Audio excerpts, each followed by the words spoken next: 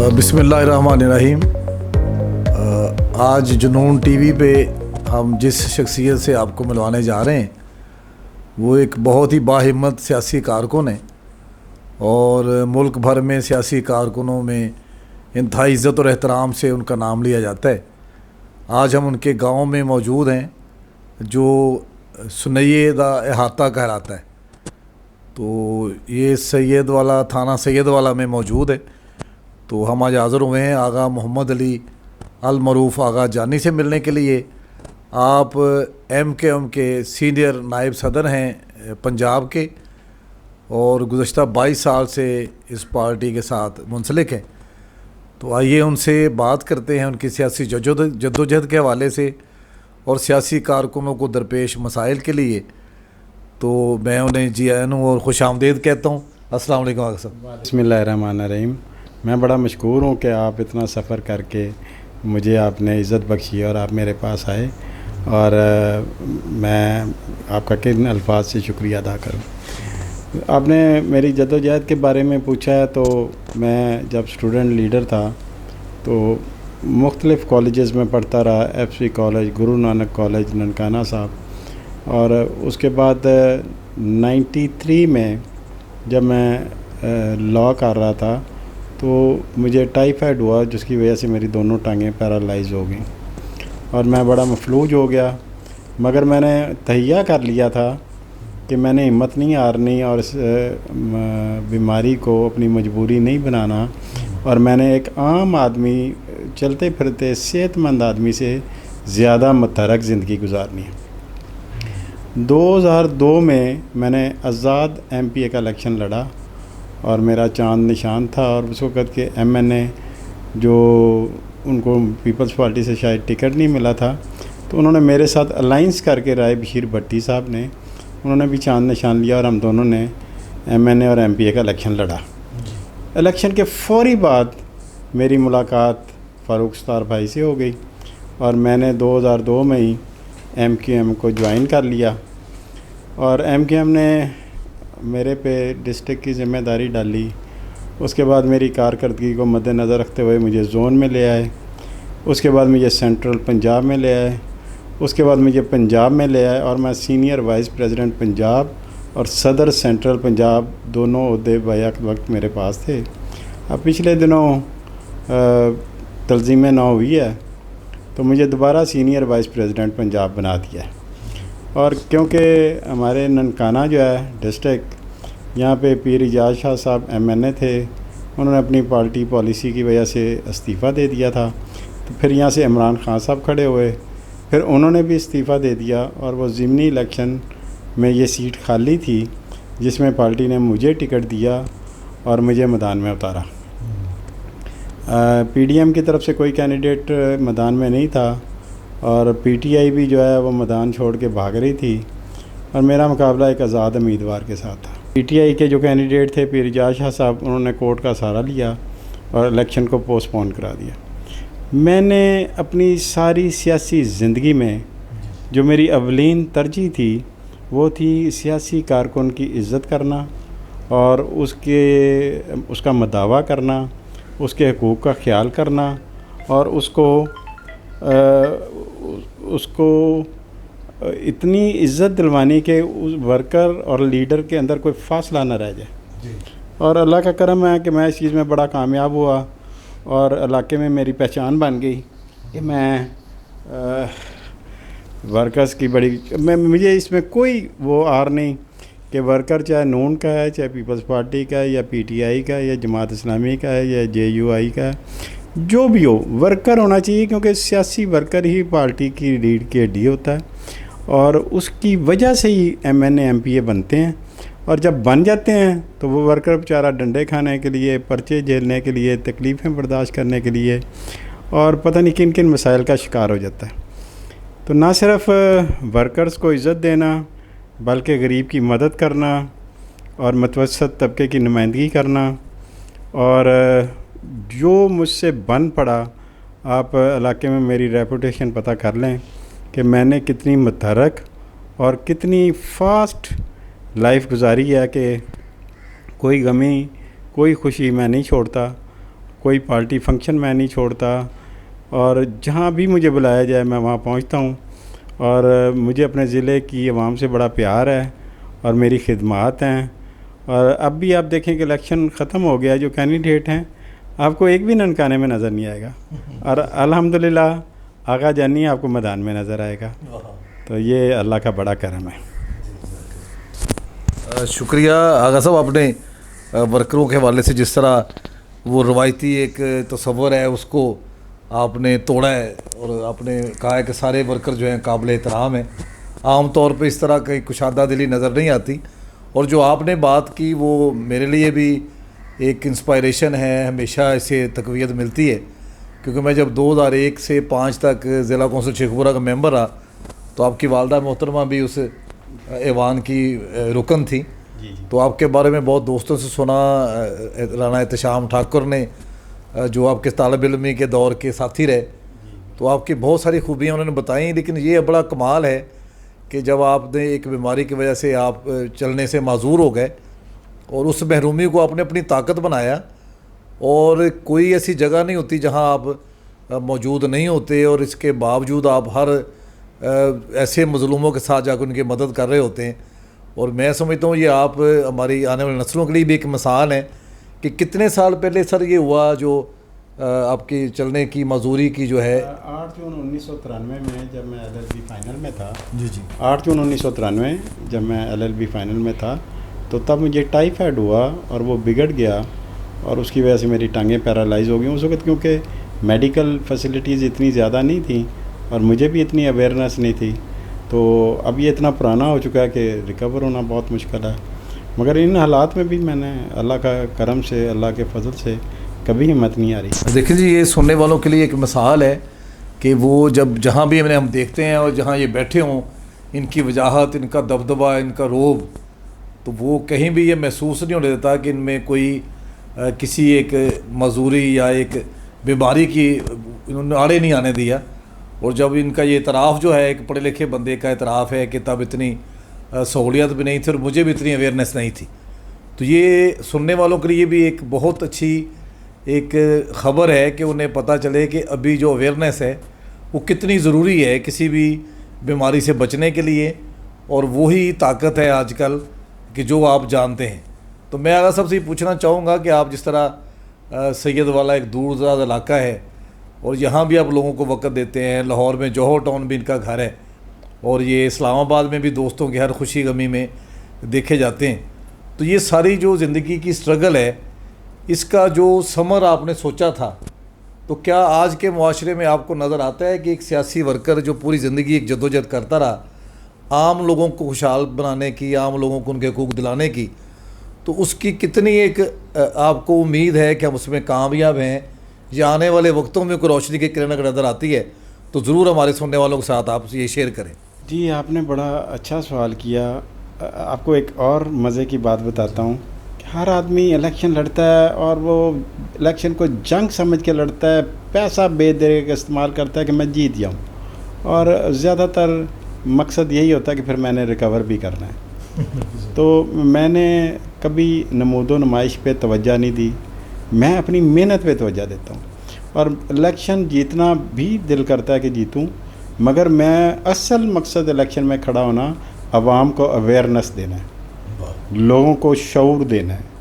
और अगर अवाम में शऊर आ गया तो फिर समझ लें कि इलेक्शन में जीत गया हूँ, मेरे मकासद हल हो गए हैं। और अल्लाह के फजल से आप ये देखें कि माजूर होने के बावजूद मुझे 2002 के बाद 3 इलेक्शन हुए, तीनों इलेक्शन में MPA की टिकट पार्टी ने दी।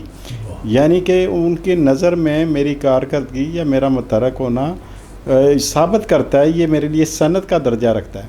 अब MNA का ज़मीनी इलेक्शन आया तो उन्होंने मुझे ही मैदान में उतारा, बावजूद इसके कि मैं चल नहीं सकता। और वो मैंने हमेशा पार्टी परचम को इज़्ज़त और फ़ौक़ियत दी है, मगर जिस पार्टी का कोई लीडर या वर्कर बहुत अच्छा हो, उसके अच्छे कारनामे हों, तो मैं उसकी तारीफ़ करने से बाज नहीं आता। और अगर मेरी अपनी जमात में कोई ऐसा बंदा जिसकी कारकर्दगी ठीक नहीं है या वो पार्टी के लिए बदनामी का बाइस मान रहा है, तो मुस्बत तनकीद करने से भी बाज नहीं आता। तो इसलिए मैं समझता हूँ कि सियासत अपनी जगह है, मगर जमहूरियत का हुस्न ये है कि आप अपनी अकल और अपना शऊर इस्तेमाल करें और पूरी कोशिश करें कि फ़ोकस अवाम होनी चाहिए, गरीब लोग होने चाहिए, मतवसत लोग होने चाहिए, जो 92% हैं। तो मुझे फ़ख्र है कि मैं अपने मिशन में कामयाब हूँ और अल्लाह के फ़ज़ल में इलाके में आप मेरी पॉपुलरिटी देख लें। मैं सियासत को इबादत समझ के करता हूँ। आगा साहब ने बड़ी अच्छी बात की है कि इबादत है और इत्मीनान ये नहीं है कि आप जीतें और जो आपने पैसे खर्च किए हैं वो रिकवर करें कई गुना करके। खिदमत ये है कि आप सियासी अमल का हिस्सा रहें और जो लोग अपने पाँव पे खड़े नहीं हो सकते उनको खड़े में मदद करें। और मैं इस बात पे एक और भी इनसे मेरा ताल्लुक़ है कि ये जिस तरह अपनी बेटियों की रिस्पेक्ट देते हैं, इनकी माशाल्लाह 3 बेटी हैं जी, और उनको जिस तरह उनके बारे में ये मोहब्बत का इजहार करते हैं और एक देहाती एरिया में रहते हुए ये बेटे बेटी में फ़र्क नहीं करते बल्कि बेटियों को तरजीह देते हैं हमेशा और उनसे जिस तरह उन पे फ़ख्र करते हैं, ये चीज़ भी हमारे माशरे के लिए मशले राह है। तो जब भी इनसे बात हुई, इनकी मोहब्बत, इनका यकीन, तो हम इन्हें पूछते हैं कि जिस तरह आम लोग सोचते हैं कि बेटा हो तो नस्ल आगे जारी होती है, सियासी विरासत होती है, तो आप किस तरह सोचते हैं? ये भी आपका बड़ा मज़ेदार सवाल है। मैंने असल में ज़हन बनाया था कि बेटा और बेटी में मैंने कभी फ़र्क नहीं करना। अगर बेटी है तो वो भी मेरे लिए बेटा है और अगर बेटा है तो वो भी अल्लाह का करम है, ठीक है। तो कुदरत ने जब मुझे बेटियों से नवाजा तो मैंने उनके पैदा होने पे ही 2 ट्विंस थी, एक का नाम डॉक्टर महा रखा और एक का नाम जस्टिस जोया रखा। और उस हिसाब से ही मैं उनकी तरबियत करता आ रहा हूँ कि वो इंशाल्लाह मेरे इस टारगेट को ही पूरा करेंगे। उसके बाद जो बेटी हुई तो उसका नाम मैंने इंजीनियर नेहा रखा था। तो अभी तक तो कुदरत के कामों में तो मैं ताकतवर नहीं हूँ, अगर कुदरत को कोई और मंजूर है तो मैं कुछ नहीं कह सकता, मगर मेरा एम है कि जो मैं उन्हें बनाना चाहता हूँ वो डेजिग्नेशन मैंने उनके नाम में रजिस्टर्ड करवा दिए हैं, बाई बर्थ, स्कूल में, बे फॉर्म में, पासपोर्ट में। वाह वाह, अच्छा जी, ये तो अभी मुझे पता चला, ये तो बहुत ही पेरेंटिंग के हवाले से, बच्चों की तरबियत के हवाले से बहुत अहम नुक्ता आपने बताया। मेरा ज़ाती भी ये मानना है कि अगर आप बच्चों को शुरू से एहसास दिलाते रहें कि आप ये बन सकते हैं तो वो ज़रूर बन पाते हैं, और जो लोग उनको हौसला नहीं देते उन्हीं के बच्चे ज़िंदगी में नाकाम होते हैं। और ये जो बात है कि उनके बे फॉर्म में और शनाख्ती कार्ड में पहले से ही मौजूद है उन्होंने क्या बनना है, तो ये मेरा ख्याल है कि हमारे मुल्क में ही नहीं, शायद आपको कहीं और भी इस तरह की मिसाल ना मिले। और ये हम इनसे सीख रहे हैं ये चीज़ कि बहुत बड़ी एक मिसाल है हमारे लिए कि हम अपने बच्चों को शुरू से ही हौसला दें, उन्हें आमादा करें कि वो इसकी तरफ आए। अच्छा अगर नहीं, आपसे एक और सवाल है कि जब आपने MKM ज्वाइन की तो ये एक आम तसव्वुर था कि ये कराची की मजबूत सियासी पार्टी है और पंजाब में इसका नाम लेना भी मुश्किल है, तो वो जो एक तसव्वुर था आपने वो भी गलत साबित किया और आपने जो उसकी मुश्किलें झीली वो ज़रा ज़रूर हमारे सुनने वालों के साथ साझी करें कि कई दफ़ा हम किसी पार्टी को एक इलाके तक महदूद कर देते हैं और ये एक मुगालता होता है कि ये किसी और जगह शायद जाके इसका नाम भी नहीं लिया जा सकता, इससे आपने कैसे फेस किया? मैंने जब MKM ज्वाइन की तो मैंने ऐसे ही नहीं कर ली थी, कंपनी की मशहूरी सुन के मैंने इस पर रिसर्च की थी और बड़ी बरीक बीनी से मैंने इसको देखा।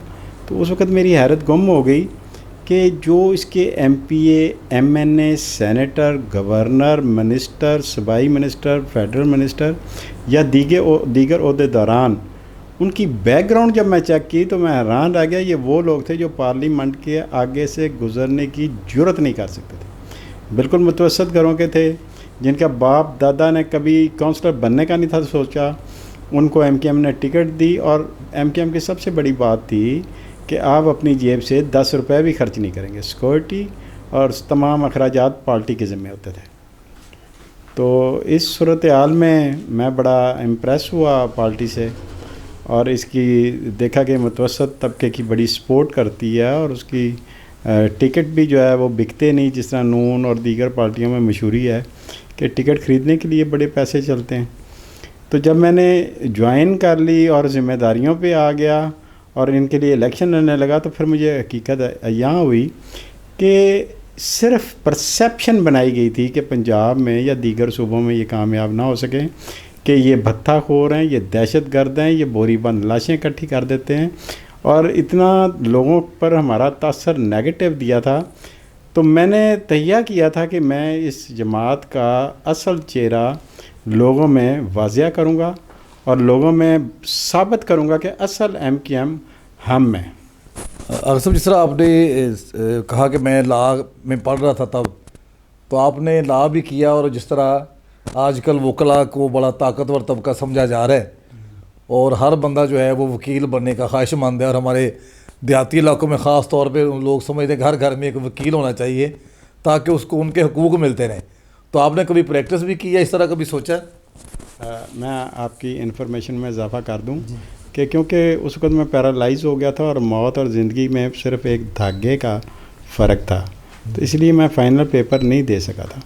और क्योंकि शुरू में बहुत ज़्यादा अलील रहा, फिर आहिस्ता आहिस्ता मेरी मूवमेंट शुरू हुई और मैं परफॉर्मेंस पे आया, तो इसलिए मैं लॉ तो नहीं कर पाया, मगर अल्लाह के फजलो करम से हर वकील में मैं अपने आप को देखता हूँ। वाह वाह वाह। देखिए, जो कहते हैं कि हर वकील में अपने आप को देखता हूँ, क्योंकि उनका जो मुस्बत चेहरा है वो इनका अपना चेहरा है, और मुझे यकीन है कि जिस तरह लोग इन्हें प्यार करते हैं, हमने देखा रास्ते में जिससे पूछा, और शेखुपुरा में नहीं लाहौर में भी इनका जो मुकाम है, तो तकरीबन यकीनन वो इस वजह से भी है कि ये लॉ नोइंग पर्सन है, इन्होंने लॉ पढ़ा है और वो इन्होंने आम लोगों की ज़िंदगियों पे अप्लाई भी किया है। कोई तो ख़ास बात है जो लोग इनकी एक आवाज़ पे हाज़िर होते हैं और इतनी इन्हें मोहब्बत करते हैं।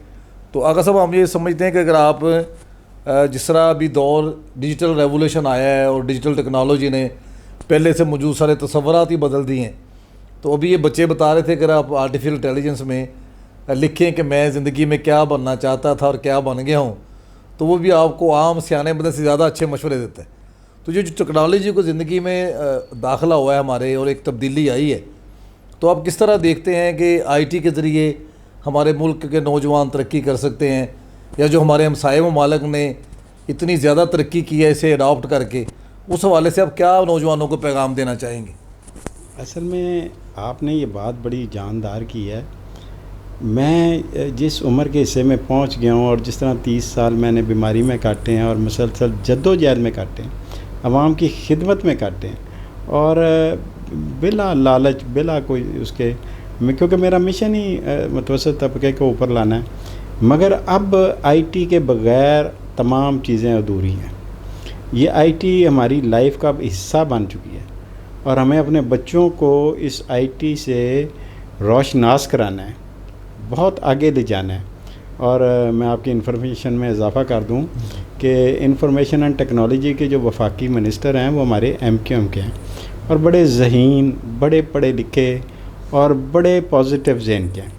अगर आपके पास कोई मुफीद मशवरे हों तो मैं इंशाल्लाह अपने मिनिस्टर साहब के मशवरे हवाले भी करूँगा और उन्हें ब्रीफिंग दे के उस पर इम्प्लीमेंट भी करवाने की कोशिश करूँगा। फिर इन्होंने अहम बात की कि जो मिनिस्ट्री है इंफॉर्मेशन टेक्नोलॉजी की, जो हमारा फ्यूचर है, वो भी अमीनुल हक साहब बड़े ज़हीन और काबिल इंसान हैं और एक अरसे से वो इसको देख रहे हैं। तो यकीनन वो जो नौजवानों में एक पाकिस्तान में एक लहर दौड़ रही है, और जो फ्री लांसिंग में पाकिस्तान अभी दुनिया भर में चौथे नंबर पे गिना जा रहा है, तो इसमें सब दोस्तों की काविशें शामिल हैं, ख़ास तौर पे आईटी मिनिस्ट्री की भी। तो हम ज़रूर आपको साथ लेके इसमें चलेंगे, और आप तक पहुँचे तो थे आपकी मोहब्बत में, लेकिन हमें लगता है कि ये मुलाकात पाकिस्तानी नौजवानों के लिए एक मशले राह होगी। आज यही इसी टेक्नोलॉजी की वजह से आप सब देख रहे हैं कि हम एक दूर दराज इलाके में आए हुए एक उस बहादुर और निडर और बाहिम्मत शख्स से आपको मिलवा रहे हैं कि जिसके रास्ते में कोई दीवार नहीं आई और अपने लोगों के हकूक़ के लिए वो डिलीवर कर रहे हैं, और हमारी ख्वाहिश है कि ये इसी तरह करते रहें। और मैं चाहूँगा कि ये पाकिस्तानी नौजवानों को कोई पैगाम आखिर में कोई दें कि वो उनके मुस्तकबिल में रोशनी लेके आए, कि आप नई नस्ल के लिए ख़ास तौर पे कोई पैगाम देना चाहें। जी, मैं नई नस्ल को तो पैगाम और अर्ज़ और गुजारिश ये करूँगा कि जिस तरह मैंने माजूर होकर हिम्मत नहीं आ रही और अपनी जद्दोजहद जारी रखी है, और मुझे तस्कीन है कि मैं अपने मिशन में कामयाब हो गया हूँ, इस तरह आप तो तंदुरुस्त हैं, पढ़े लिखे हैं और इस सदी से तल्लक़ रखते हैं जिसमें अल्लाह ताला ने इतनी अवेयरनेस, मेडिकल में इतनी तरक्की, आईटी में इतनी तरक्की, खेलों में, स्पोर्ट्स में बहुत आगे निकल गए हैं। तो आप इस चीज़ों का फ़ायदा उठाएं और इस माशरे का एक वो हिस्सा बने कि मुल्क व कौम का आप नाम रोशन कर सकें। मैं आपको कहूँगा कि आप बाहिम्मत बने और आपने बाहिम्मत बन के डट के पाकिस्तान की खिदमत करनी है। चला जी, हम चाहते हैं कि किसी ज़्यादा टाइम के लिए भी आपको इनके साथ मिलवाएं, जिसमें बहुत सारे सवाल हम आप लोगों को लेंगे। और आज ये था कि मैं चूँकि हाज़िर हुआ था इन्हें मिलने के लिए, और मेरी ख्वाहिश थी कि आप दोस्त भी इन्हें मिलें और आपको यकीन आए कि पाकिस्तानी मुआशरे में अभी ऐसे लोगों की कमी नहीं है जिनको मिसाल बनाया जा सकता है।